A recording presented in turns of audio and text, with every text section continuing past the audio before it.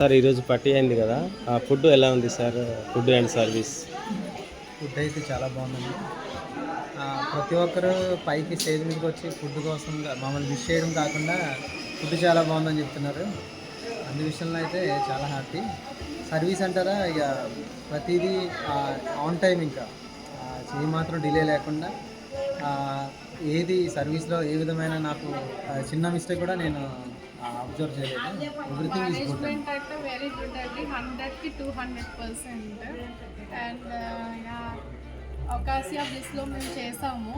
So ఈ management food కానీ లేకపోతే డెకరేషన్ మీరు చూస్తున్నారు కదా, డెకరేషన్ కూడా చాలా గ్రాండ్గా ఉంది.